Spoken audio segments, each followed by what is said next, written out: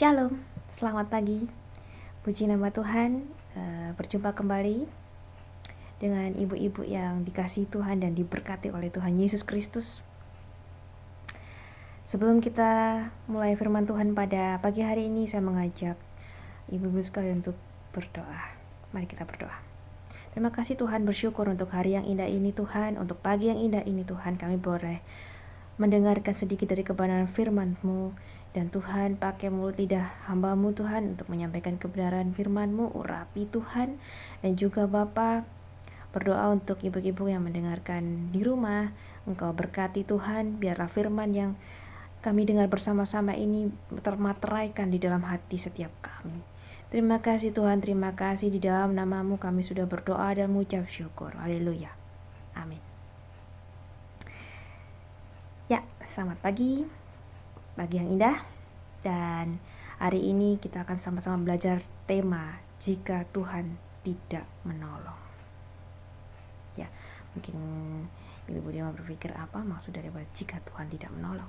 Kita sama-sama tahu bahwa Tuhan itu adalah sumber penolong kita. Tuhan itu adalah yang bisa satu-satunya yang bisa menolong kita. Tidak ada yang lain. Kenapa ada tema jika Tuhan tidak menolong?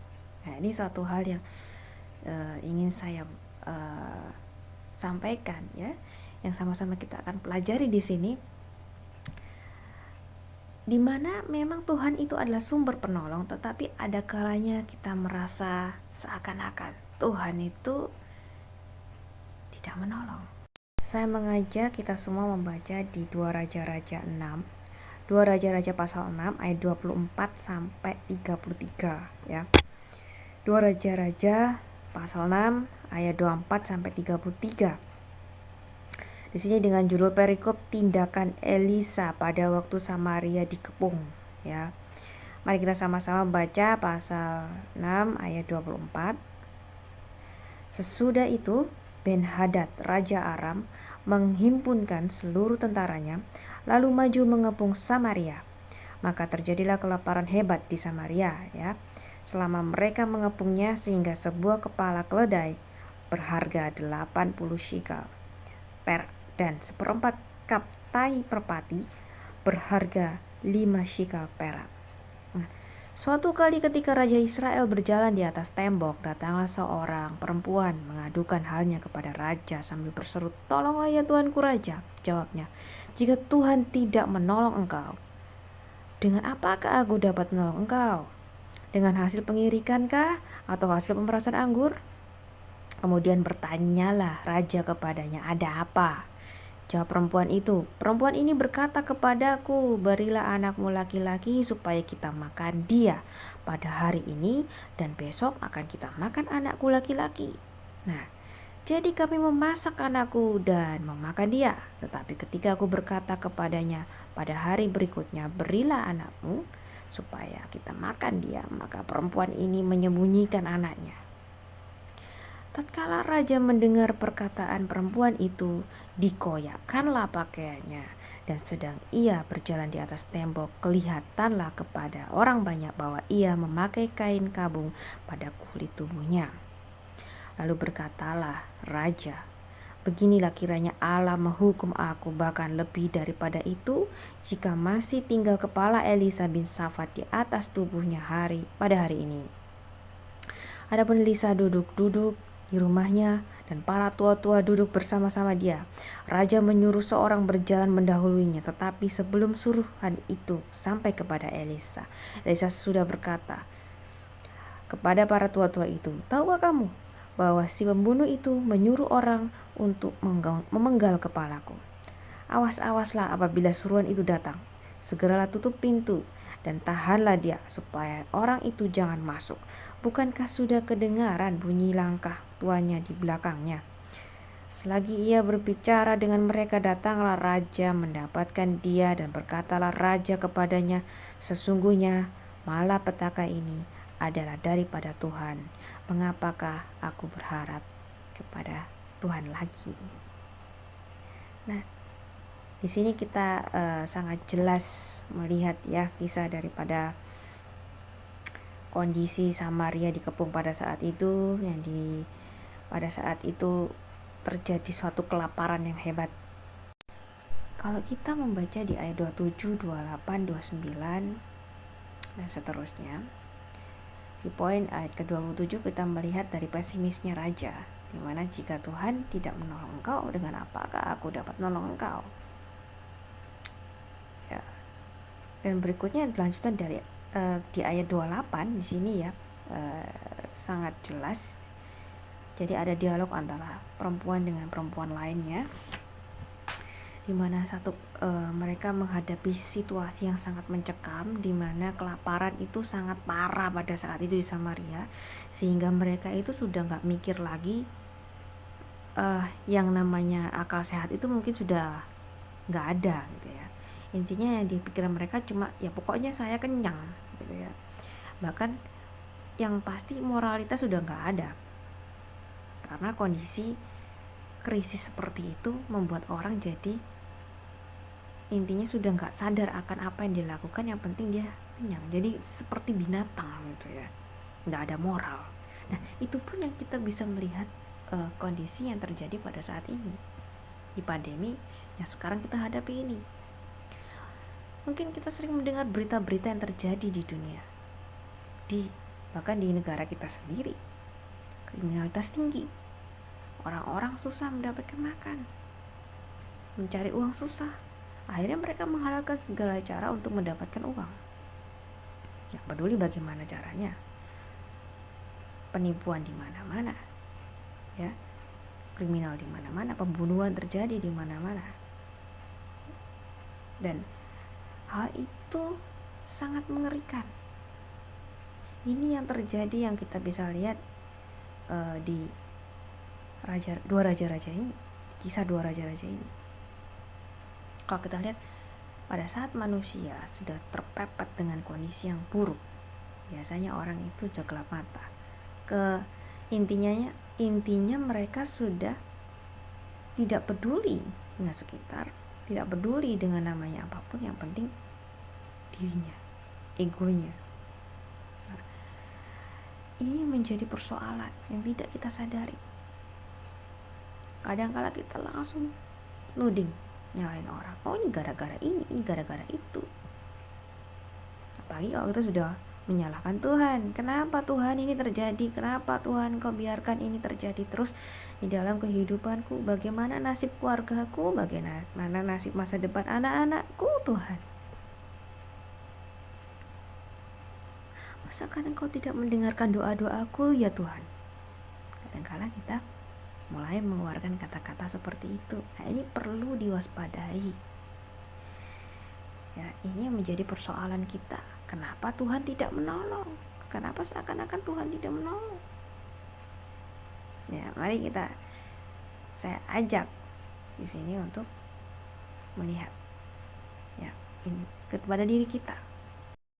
Jika kita membaca pada ayat yang ke-33, tadi dikatakan bahwa sesungguhnya malapetaka ini adalah datang daripada Tuhan. Ini kata raja. Dan mengapakah aku berharap pada Tuhan lagi? Ya. Ini perkataan ini seringkali kadang tidak sadar kita pernah ucapkan. Ya entah kapan, ya. Yang pasti pada saat kondisi sedang terpuruk, kita nggak sadar ngomong dan mengeluarkan kata-kata ini. Bukankah malapetaka ini semua dari Tuhan? Atau saya ganti kata-katanya, bukankah pandemi ini semuanya datang dari Tuhan? Buat apa aku berharap pada Tuhan lagi? Sama kan? Nah, ini kadang-kala yang terjadi di dalam hidup kita dan kita nggak sadar, kita ngomong, dan itu membuat kita menjadi tambah terpuruk. Membuat kenapa Tuhan tidak menolong kita? Saat Tuhan diem, saat Tuhan tinggalkan. Nah, apakah kita mau sama seperti perkataan raja tadi yang mengatakan semua itu menuduhkan semua kepada Tuhan, malapetaka datang dari Tuhan, ya buat apa kita berharap lagi sama Tuhan? Itu kan gak benar. Ini yang perlu kita introspeksi diri. Nah, di sini kita akan sama-sama belajar apa penyebab hal ini bisa terjadi di dalam hidup kita. Kenapa kok kita bisa merasakan bahwa Tuhan itu tidak menolong kita? Kenapa itu bisa muncul di dalam pikiran kita seperti itu? Nah, saya mengajak ibu-ibu sekalian di rumah untuk melihat dan mencari tahu. Dan kuncinya hanya pada apa? Kembali kepada diri kita sendiri. Mari kita introspeksi diri masing-masing, ya. Nah, penyebab dari Tuhan ya seakan tidak menolong tadi, ya, pemikiran yang tadi, ya. Yang pertama itu yang kita tidak sadari adalah penyebabnya adalah dosa. Dosa dan kesalahan kita. Loh, kenapa bisa demikian? Kenapa saya katakan demikian? Karena kadangkala kita tidak menyadari bahwa kita ini sudah melakukan dosa dan kesalahan di hadapan Tuhan. Nah, mungkin kita pernah menyakiti orang lain. Mungkin kita pernah tidak taat sama Tuhan. Mungkin kita pernah melakukan sesuatu yang mendukakan hati Tuhan. Hanya kita dan Tuhan yang tahu. Mungkin kita tidak sadari pernah berkata-kata yang tidak baik kepada orang sekitar kita. Hal ini jika kita tidak intinya tidak introspeksi diri, tidak ilas balik hidup kita, kemudian kita terus menyalahkan dan membiarkan hidup kita seperti ini, kok rasanya aku nggak salah kok, aku benar. Nah, kita merasa diri kita benar, kita merasa kita tidak menyadari kesalahan-kesalahan yang kita lakukan, dan kita tetap ngotot bahwa kok Tuhan tidak menolong, aku sudah melakukan ini dan itu. Nah, ini yang berbahaya. Ini akan membuat kondisi kita bukan tambah baik, tapi tambah terpuruk. Nah, kita terus membiarkan hal itu terus berlangsung, ya jangan salahkan Tuhan, ya kan? Dan kalau kita tidak bertobat dan berbalik dari jalan yang salah tadi menuju jalan yang benar, maka kita akan terus terkungkung dalam situasi zona-zona yang tidak menyenangkan tadi. Masalah akan terus bertambah parah, kok hidupnya tambah ruwet. Nah, itu yang akan terjadi. Dan ini yang disukai oleh iblis. Ini adalah celah bagi iblis untuk masuk dan menghancurkan kehidupan kita. Ya, ini yang perlu kita lihat. Kenapa? Karena sifat iblis itu ada 3M. Apa? Mencuri, membunuh, dan membinasakan. Itu goalnya, membinasakan. Jadi disinilah kita harus waspada. Jangan sampai pembiaran dari kita nggak tahu dosa kita, kesalahan kita biarkan terus. Enggak kok, aku nggak salah, aku benar. Dan kita malah menyalahkan orang lain. Nah, justru itu yang menjadi permasalahan yang menyebabkan kita nggak sadar. Kita terus menyalahkan orang lain, kita bahkan menyalahkan Tuhan. Tuhan kok jahat ninggalin kita, Tuhan kok nggak tolong kita, kok tolong saya gitu.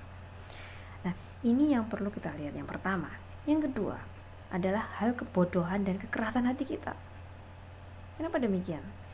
Mungkin kita sering mendengarkan firman Tuhan, kita sering membaca firman Tuhan setiap hari, ya, tetapi tidak melakukannya.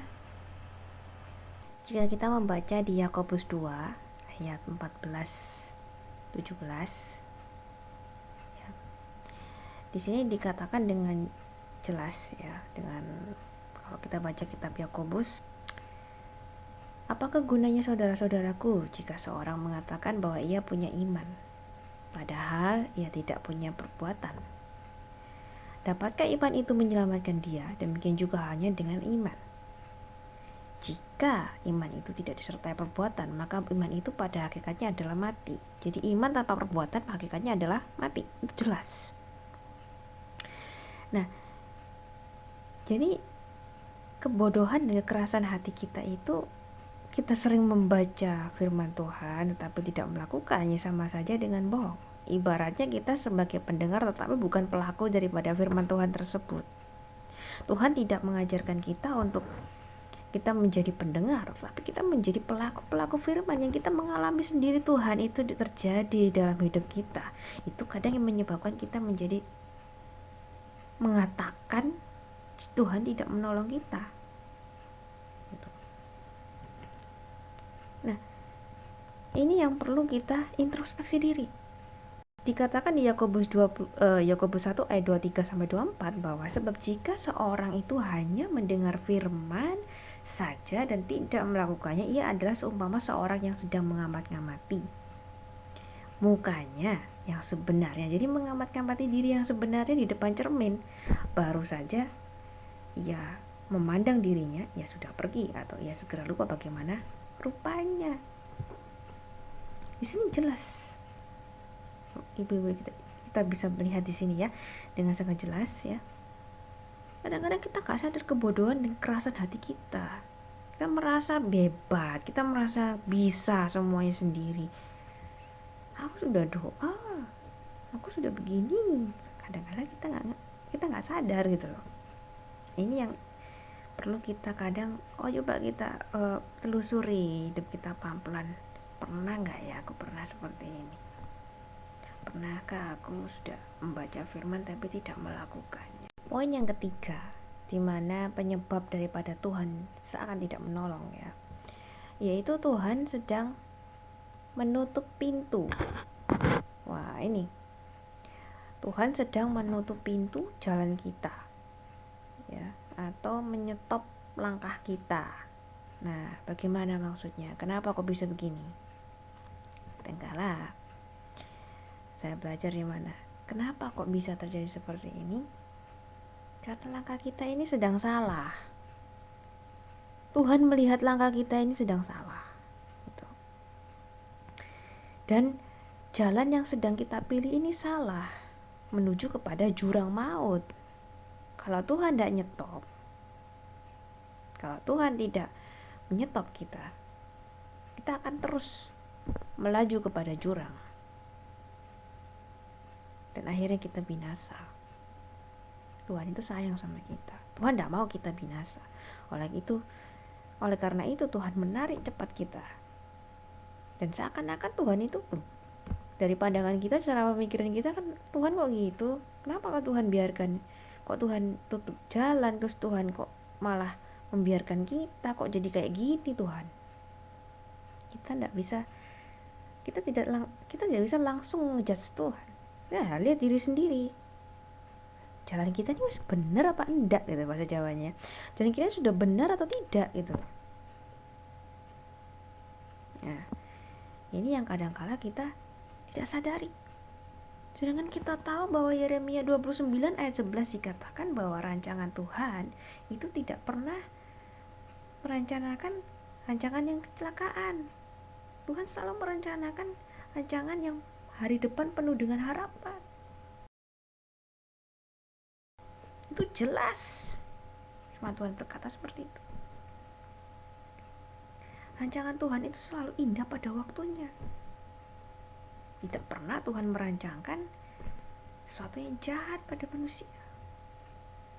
Tapi kita kadangkala yang keliru mengambil keputusan, yang keliru mengambil pilihan jalan, sehingga Tuhan menarik kita dengan keras dan menutup langkah kita supaya kita tidak terus jatuh kepada hal yang salah.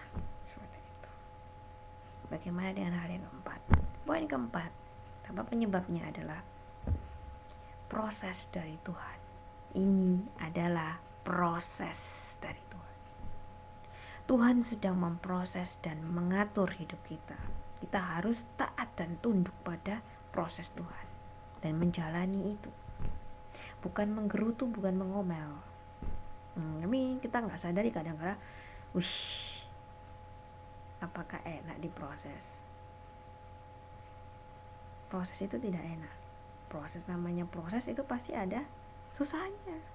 Ya pasti banyak susahnya. Nah, kadangkala kalau sudah diatur, kita memberontak. Tuhan mau mengatur hidup kita, tapi kita malah mau menjalani hidup kita semau kita. Nah, ini Tuhan langsung mengarahkan kita kepada jalan yang benar. Ayo kembali. Kadang-kadang kita nggak mengizinkan Tuhan mengatur kita, malah kita yang ngatur Tuhan. Itu yang kurang ajar. Nah, ini sama-sama kita untuk mengintrospeksi diri masing-masing. Nah, di sini kita bisa belajar ada suatu sikap hati kita merespon kondisi di mana apabila Tuhan tidak menolong, jika Tuhan tidak menolong, itu bagaimana sikap hati kita? Apakah kita seperti di 2 raja-raja tadi, mana menyalahkan Tuhan dan kemudian tidak mau lagi berharap pada Tuhan, dan sampai-sampai tidak bermoral seperti kedua orang ibu tadi, ya, kedua orang perempuan tadi yang kita baca, di mana mereka sampai mau makan anaknya sendiri. Nah, coba kita bandingkan dengan peristiwa yang terjadi di kitab Daniel. Mungkin kita pernah membaca, ya. Saya mengingatkan di mana peristiwa Sadrak, Mesak dan Abednego, di mana mereka sedang dalam kondisi hampir mati, ya, sudah hampir dieksekusi mati oleh raja pada saat itu karena mereka tidak mau menyembah dewa.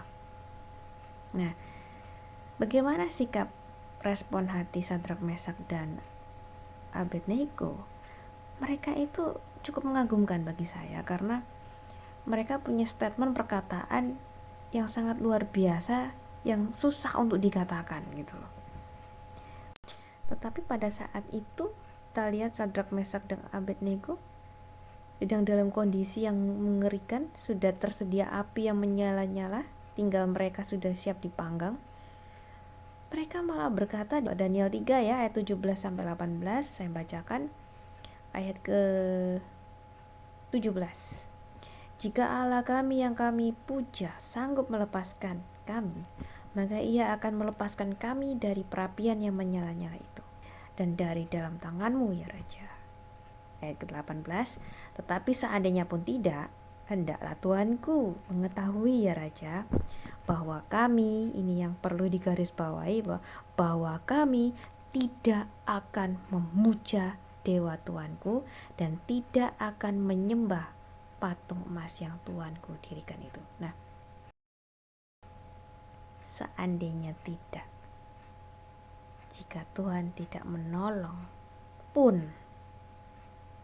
mereka tetap percaya pada Tuhan dan tetap setia pada Tuhan dan tidak mengkhianati Tuhan. Akankah kita bisa sama seperti Sadrak, Mesak dan Abednego mengatakan hal yang sama? Dan kita tahu the final ending, ya, daripada Sadrak, Mesak dan Abednego di ayat ke-23 sampai ke-28, ya, diceritakan bahwa bagaimana mereka sampai raja itu tercengang-cengang, ya. Nebukadnezar tuh bengong lihat Tuhan itu beserta mereka di dalam api. Bayangkan yang tadinya 3 jadi 4, ya kan? Kemudian benar-benar mereka pun tidak terluka sedikit pun, tidak ada luka bakar sedikit pun, dan sangat dilindungi oleh Tuhan, membuat sampai raja itu bertekuk lutut menyembah Tuhan yang disembah oleh Sadrak, Mesak dan Abednego, yaitu Tuhan kita. Nah, bagaimana mukjizat bisa terjadi? Itu tergantung kita. Kita lihat dari peristiwa-peristiwa yang terjadi di dalam Alkitab. Bagaimana bangsa Israel Tuhan tolong dilepaskan dari bangsa Mesir. Bagaimana penindasan terhadap bangsa Israel. Selalu Tuhan itu menolong. Tidak pernah Tuhan meninggalkan mereka.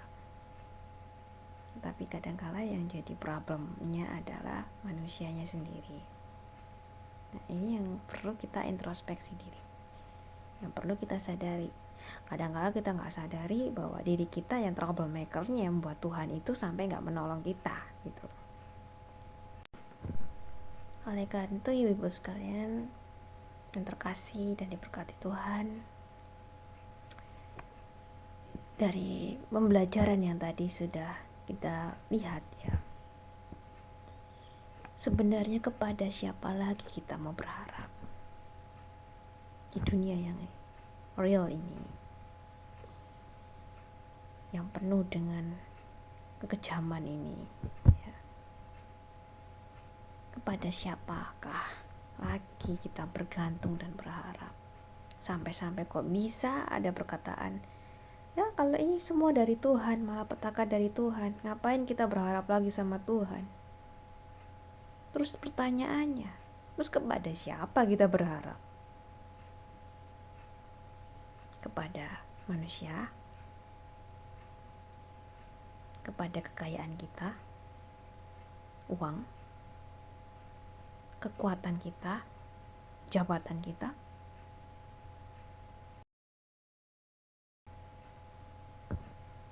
Kepada siapa? Teman? Sahabat? Sering terjadi bahwa pada saat kita sedang terpuruk, orang-orang yang di sekitar kita, bahkan keluarga kita sendiri, itu meninggalkan kita.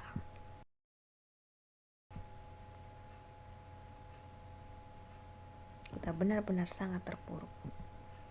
Orang yang terdekat sekalipun bisa meninggalkan kita, manusia. Tapi Tuhan, Yesus yang kita sembah, tidak akan pernah meninggalkan kita. Meskipun mungkin kita merasa sendiri, kita mungkin tidak bisa melihat dia ada di depan mata secara kasat mata, tapi dia hadir bersama dengan kita. Dia menyertai kita. Dia tahu setiap yang teriakan tangis air mata kita tanpa kita sadari. Oleh karena itu, memang kalau kita baca tadi ya, sekilas di perkataan raja di ayat 33 di 2 Raja-Raja tadi, 2 Raja 6 ayat 33, menjadi suatu pemikiran bahwa memang banyak orang tertentu itu menjadi nekat dan putus asa dan masa bodoh seperti raja tadi, masa bodoh dengan Tuhan. Persoalannya sekarang, apa yang harus kita lakukan ketika seakan Tuhan tidak menolong?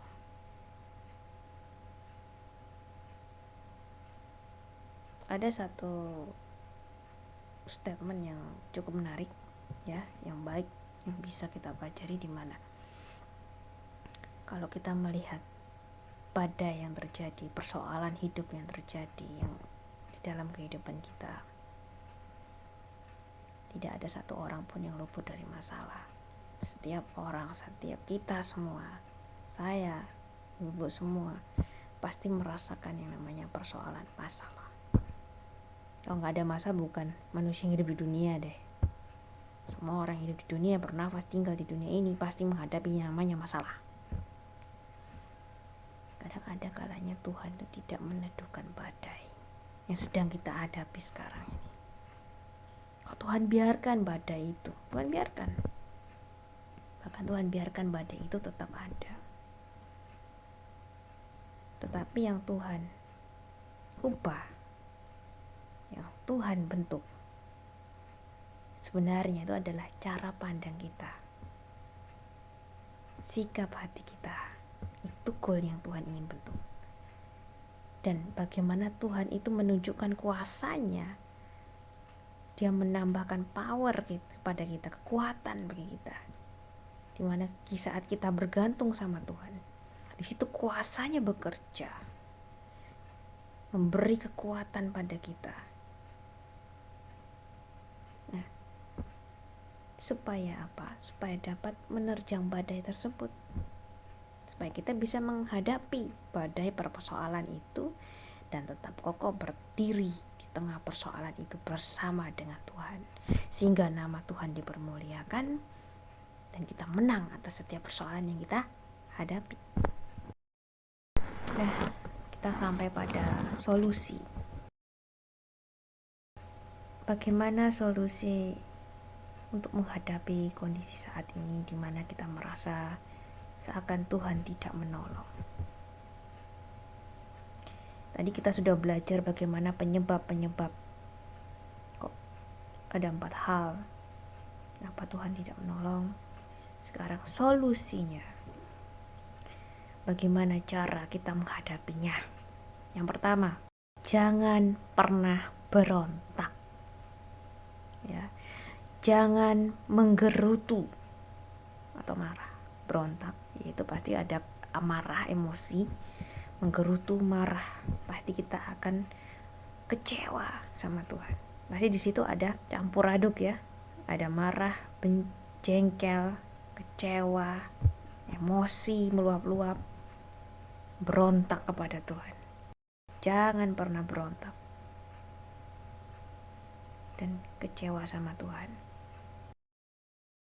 Karena apa yang kita alami saat ini bukan berarti Allah itu meninggalkan kita, bukan berarti Tuhan meninggalkan kita. Seperti yang sudah kita tahu, mungkin kita harus mengingat kembali kasih mula-mula di mana Tuhan pernah menolong hidup kita. Pada saat itu tidak ada, ya, satu orang pun yang tidak pernah merasakan pertolongan Tuhan. Pasti. Pada saat kita mengenal Tuhan, pasti kita pernah mengalami Tuhan itu. Nah, masakan kita lupa? Dulu aja pernah Tuhan tolong. Apalagi pada masa saat ini. Tuhan pasti akan menolong. Tergantung kita. Yang pasti jangan pernah berontak.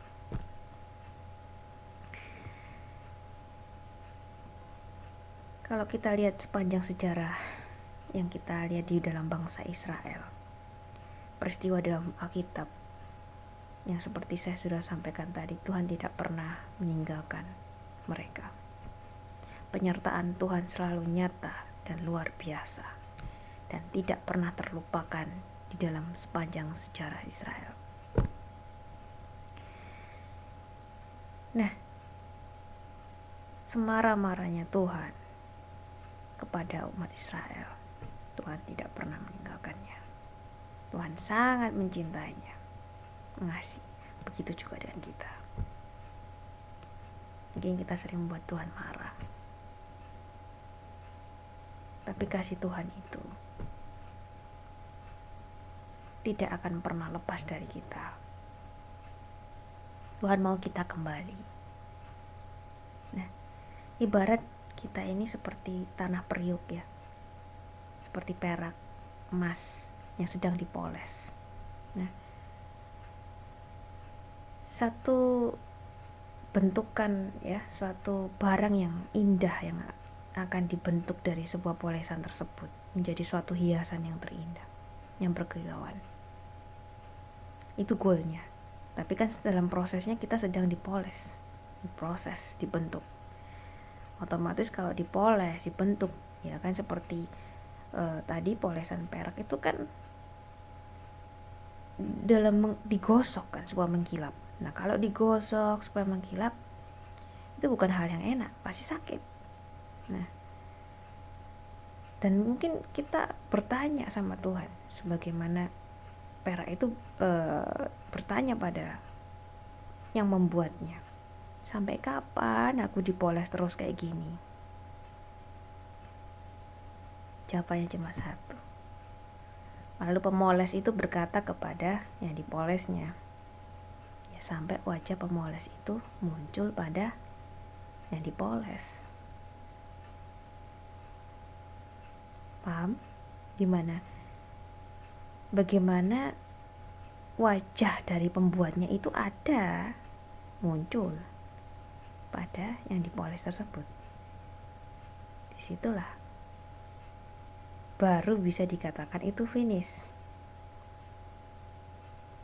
Nah, kalau kita terus-menerus mengomel, menggerutu, kecewa, marah sama Tuhan, justru marah-marah, mengomel, dan memberontak sama Tuhan itu bukan solusi. Ya, bukanlah solusi kita menyelesaikan masalah. justru tambah kacau, tambah hancur, tambah stres dalam menghadapi persoalan tersebut. Bukan solusi untuk menyelesaikan masalah. Jadi jangan pernah berontak dan marah sama Tuhan. Itu yang pertama. Yang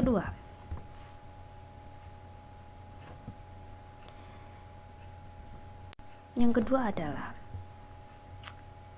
solusi yang kedua, semakin mendekat, melekat, dan merendah di hadapan Tuhan. Justru dengan menghadapi situasi yang seperti ini, dan kita merasa Tuhan seakan tidak menolong kita, justru kita semakin mendekat dan mencari Tuhan, bukan mencari yang lain, tapi mencari Tuhan. Bukan tambah membusungkan dada dan menyombongkan diri kita. Gak ada Tuhan, saya bisa kok, saya mampu. Kata firman Tuhan, terkutuklah orang yang mengandalkan dirinya sendiri, mengandalkan manusia, mengandalkan diri sendiri. Itu terkutuk. Jadi bahkan membuat kita bisa melawan Tuhan. Ya. Maka firman Tuhan berkata di dalam Matius 6 ayat 33, carilah dahulu kerajaan Allah beserta kebenarannya, maka semuanya itu ditambahkan kepadamu. Kalau mau kita persoalan kita selesai, kita bisa, dan dikatakan di dalam Matius 11 ayat 28, marilah kepadaku semua yang letih lesu dan berbeban berat, aku akan memberi kelegaan kepadamu. Di situ jelas dikatakan bahwa Tuhan sudah membuka tangannya. Ayo, kamu sudah tidak masalah, datang padaku. Jika kita sedang mengalami persoalan hidup yang berat, lari ke Tuhan, datang ke Tuhan. Tidak ada henti-henti dan putus-putusnya berdoa. Jadi, sampai kapan aku berdoa? Teruslah berdoa, jangan pernah berhenti. Tidak ada kata putus untuk berdoa, karena berdoa adalah komunikasi, seperti ibaratnya kita membutuhkan oksigen, nafas hidup kita. Disitulah kita berdoa.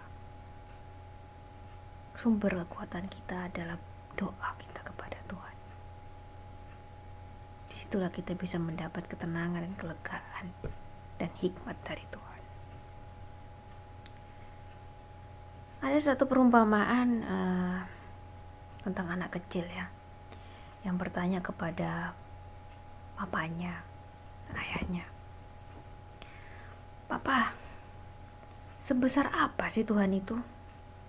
Lalu papanya berkata, dia menunjukkan kepada anaknya untuk melihat ke langit. Ayo lihat ke langit. Dia lihat ada pesawat terbang. Nah, dia tanya kepada anaknya, papanya bertanya pada anaknya, "Nak, menurutmu itu seberapa besar pesawat itu?" Lalu kata jawaban anak itu kepada papanya, "Kecil sekali ya." Lalu papanya ngajak dia ke bandara udara. Ditunjukkan fisik asli daripada pesawat tersebut. Ayo kita mendekat kepada pesawat itu. Kita lihat. Anaknya diajak dan melihat. Wih, ternyata pesawat itu besar ya. Dari ilustrasi tadi kita bisa melihat dan mempelajari ya, bahwa jika kita mau mengetahui seberapa besar Tuhan, maka kita harus mendekat dengan Tuhan. Jadi, mau tahu seberapa besar Tuhan, mau mengalami Tuhan, maka kita harus merasakan Dia dan mendekat pada Dia. Semakin kita mendekat pada Dia, semakin kita tahu seberapa besar Tuhan itu. Itu yang bisa kita pelajari dari ilustrasi tadi. Oleh karena itu, dengan solusi yang kedua ini adalah mendekat dan melekat. Semakin mendekat dan melekat pada Tuhan. Yang ketiga adalah bertobat. Bertobat dari segala dosa dan kesalahan kita. Itu pasti. Jadi kalau kita tidak bertobat, mengoreksi diri, ya aku salah, ya aku pernah salah jalan, ya aku melanggar kehendak Tuhan, berbalik, segera bertobat dan segera berbalik. Lihat hasilnya. Maka anugerah Tuhan, maka berkat Tuhan, maka mujizatnya itu akan dinyatakan dalam hidup kita. Terjadi pemulihan yang luar biasa dalam hidup kita. Yang keempat, belajar untuk tetap sabar dan tekun. Dan ketekunan menimbulkan tahan uji, dan tahan uji menimbulkan pengharapan. Itu di Roma 5 ayat 4. Jelas ketekunan menghasilkan tahan uji, dan tahan uji menimbulkan pengharapan. Jadi proses daripada ketekunan, kita semakin tekun itu menjadi tahan uji, menjadi kuat. Dan proses dari tahan uji terus kita menjadi menimbulkan pengharapan. Kita terus berharap pada Tuhan, nantikan janji Tuhan. Dan yang ayat kelima, dan pengharapan itu tidak mengecewakan, karena kasih Allah telah dicurahkan di dalam hati kita oleh Roh Kudus yang telah dikaruniakan kepada kita. Jelas ya, jadi dari ketekunan itu luar biasa, sabar menantikan janji Tuhan, tekun yang menghasilkan tahan uji yang menjadikan pengharapan yang tidak mengecewakan. Dan karena dari situ Tuhan memberi kekuatan yang luar biasa kepada kita, memberikan ketenangan kita, menjadikan kita kuat, tangguh untuk bertahan menghadapi setiap persoalan yang terjadi di dalam kehidupan kita, seberat apapun itu. Dan kita tidak akan berkata lagi, untuk apa aku berharap pada Tuhan, seperti raja tadi. Kita tidak lagi berkata seperti itu, dan kita percaya penuh kepada Tuhan. Kita yakin Tuhan pasti menolong kita. Ya. Jadi dari keempat solusi tadi itu jelas. Pertama, jangan pernah kita berontak sama Tuhan. Jangan pernah kita marah sama Tuhan. Mendekat dengan Tuhan, semakin merendah di hadapan Tuhan. Kemudian bertobat dari segala dosa, kesalahan kita, berbalik ke jalan yang benar yang Tuhan tetapkan untuk kita. Dan yang keempat adalah sabar dan tekun. Tetap tekun, tetap sabar senantiasa, sampai semua dinyatakan di dalam, mujizatnya dinyatakan dalam hidup kita. Ya. Bagi Tuhan tidak ada satupun perkara yang mustahil. Seberat apapun persoalan kita, seberat apapun masalah yang kita hadapi, kita punya Tuhan yang luar biasa. Tergantung kita. Percayakah Tuhan sanggup menolong kita? Masihkah kita berharap dan percaya kepada Tuhan? Tergantung kita, kembali lagi kepada diri kita sendiri. Ya. Jika ibu sekalian mungkin merasa saat-saat ini beban itu kok berat sekali yang dihadapi, merasa beban berat, merasa persoalan ini kok tambah parah, kehidupan ini kok rasanya gak ada ujungnya, masalah terus bertubi-tubi, kok pandemi ini gak selesai-selesai, saya diselubungi oleh ketakutan, kecemasan, kekhawatiran, mau kemana-mana takut, dikit-dikit takut kena COVID, dikit-dikit takut kena sakit, penyakit, virus. Kecemasan itu muncul di dalam diri kita, stres akhirnya. Tapi ketahuilah kita punya Tuhan yang luar biasa. Tuhan yang tidak pernah meninggalkan kita dan senantiasa akan menolong kita tepat pada waktunya. Jadi jangan pernah kecewa, marah terhadap Tuhan. Tuhan tidak pernah meninggalkan kita. Tapi kita yang kadang-kala meninggalkan Tuhan. Nah itu. Jika kita mungkin merasakan hal tersebut, saya mengajak, mari kita bersama-sama berdoa. Mari kita sama-sama berdoa. Terima kasih Tuhan, kami sudah mendengarkan sebagian daripada firman-Mu Tuhan. Hamba berdoa khusus untuk ibu-ibu yang sudah mendengarkan kebenaran firman-Mu pada pagi hari ini Tuhan. Jika mengalami persoalan, sakit penyakit, masalah yang tidak kunjung selesai, ya Tuhan, Engkau Allah sumber penyembuh Tuhan. Engkau Allah sumber yang memberikan solusi Tuhan, yang beri pertolongan bagi kami semuanya Tuhan. Beri kekuatan pada kami semuanya Tuhan untuk menghadapi persoalan-persoalan ini. Dan kami mau kembali kepadamu Tuhan, mau bertobat Tuhan dari kesalahan kami. Kami mau mengandalkan Engkau sepenuhnya Tuhan. Terima kasih Bapa, terima kasih. Kami percaya Tuhan bahwa rancangan-Mu indah dalam setiap kehidupan kami. Engkau tidak pernah merancangkan kejahatan atau kecelakaan dalam kehidupan kami, melainkan Engkau memberikan rancangan yang indah di dalam kehidupan kami Tuhan, masa depan yang penuh dengan pengharapan tepat pada waktunya. Kami percaya Tuhan sepenuhnya bergantung kepada Engkau. Terima kasih Tuhan, terima kasih Yesus. Dalam nama-Mu kami berdoa dan mengucap syukur. Haleluya. Amin. Selamat pagi. Tuhan Yesus memberkati.